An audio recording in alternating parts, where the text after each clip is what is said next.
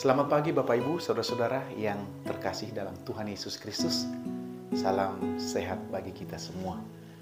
Kita bersyukur pagi hari ini kita berjumpa kembali dalam program Renungan Harian GKPO Halim Perdana Kusuma. Tentunya sebelum kita memulai kegiatan kita sepanjang hari ini, mari saya mengajak Bapak Ibu Saudara untuk menyediakan waktu sejenak untuk membaca dan merenungkan firman Tuhan. Mari kita awali dengan doa. Bapa di surga, dalam nama Tuhan Yesus, terima kasih pagi hari ini kami naikkan syukur kami oleh karena anugerah-Mu yang terbesar yang kami boleh nikmati dalam hidup kami. Terkhusus hari ini kami boleh menikmati bangun pagi dengan penuh sukacita.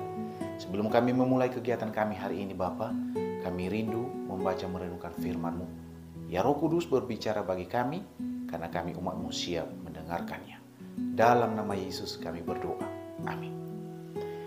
1 Raja-Raja 2 ayat 1-9. Saya membaca bagi kita fokus di ayat yang ketiga yang demikian. Lakukanlah kewajibanmu dengan setia terhadap Tuhan Allahmu, dengan hidup menurut jalan yang ditunjukkannya, dan dengan tetap mengikuti segala ketetapan, perintah, peraturan, dan ketentuannya, seperti yang tertulis dalam hukum Musa, supaya engkau beruntung dalam segala yang kau lakukan dan dalam segala yang kau tuju. Tema renungan harian bagi kita pagi ini adalah menaati perintah Tuhan. Ibu bapak yang dikasihi oleh Tuhan, menjelang hari kematiannya, Raja Daud memberikan pesan penting dan pesan yang merupakan pesan-pesan terakhir kepada anak yang sangat dikasihinya, yaitu yang bernama Salomo. Sebagai orang tua tentunya Daud sangat mengharapkan apabila Salomo menjadi orang yang berhasil di kemudian hari. Terlebih Daud menginginkan Salomo menjadi orang yang takut akan Tuhan. Tentunya dalam hal ini Daud telah meninggalkan sebuah teladan hidup yang baik bagi Salomo putranya. Daud telah belajar melalui pengalaman dan disiplin yang sangat menyakitkan selama ia hidup, bahwa keberhasilan berkat Allah tergantung pada keadaan tetap berada di jalan dan kebenaran Tuhan. Jadi Daud sangat mendambakan, sangat merindukan agar anaknya Salomo hidup taat dan setia kepada Allah.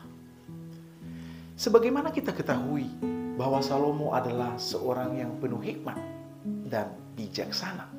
Sebagaimana tertulis dalam 1 Raja-Raja pasal 3 ayat yang ke-12 yang berkata, "Maka sesungguhnya aku melakukan sesuai dengan permintaanmu itu.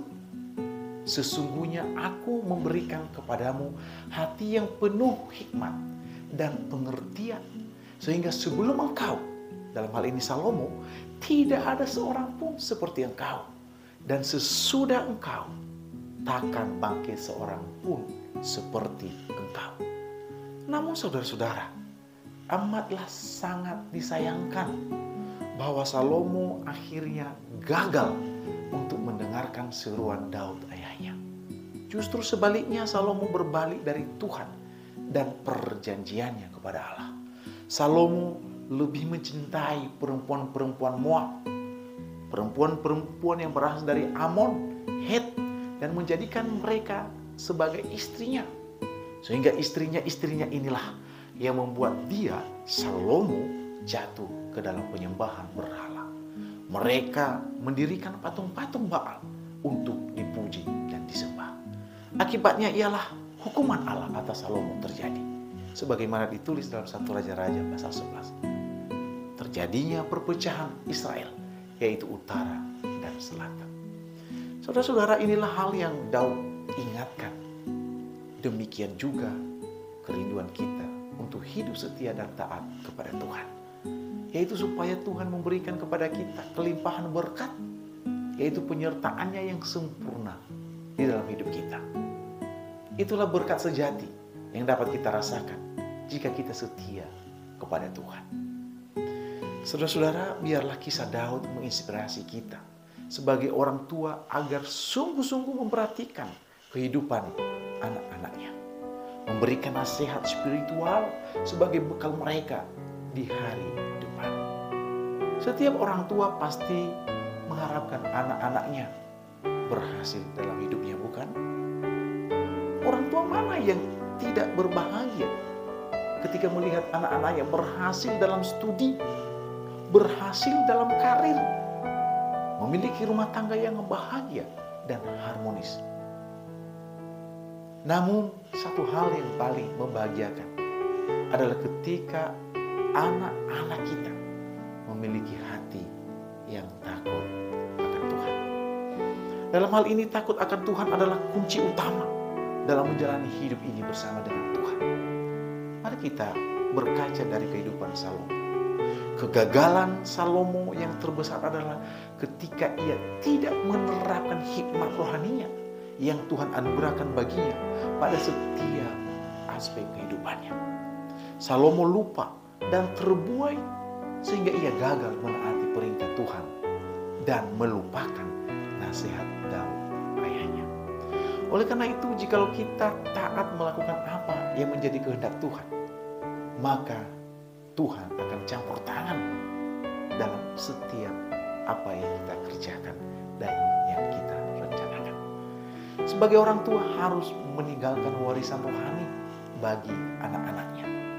Jangan hanya kita meninggalkan warisan materi, harta, uang banyak, dan hal-hal lainnya kepada anak-anak kita.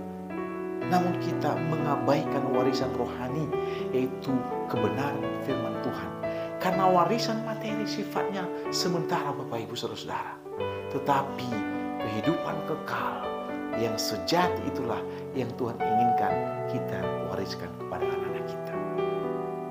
Marilah kita mengingat satu bagian ayat firman Tuhan yang terambil dari Amsal pasal 29 ayatnya yang ke-17 yang berkata, "Didiklah anakmu, maka ia akan memberikan ketenteraman kepadamu dan mendatangkan sukacita kepadamu." Demikianlah firman Tuhan. Kiranya Bapak Ibu Saudara senantiasa berada dalam perlindungan penyertaan daripada Tuhan. Mari kita berdoa. Kami bersyukur Tuhan untuk firman-Mu yang sudah kami dengarkan bersama di pagi hari ini. Tuhan, Engkau saja yang menjadi kekuatan bagi kami. Roh Kudus-Mu menolong memampukan kami menjadi pelaku firman dan tidak hanya sekedar pendengar saja. Kami berdoa untuk jemaat-Mu yang dalam keadaan sakit. Mereka yang memiliki banyak pergumulan, baik pribadi, keluarga, bahkan dalam pekerjaan. Tuhan, turun tangan menolong, memberkati, dan memberikan jawaban serta solusi terbaik dalam setiap pergumulan kami. Bapa yang baik, dalam nama Yesus, Engkau sajalah yang menjadi sukacita yang senantiasa memenuhi kehidupan kami mulai hari ini seterusnya dan selama-lamanya. Dalam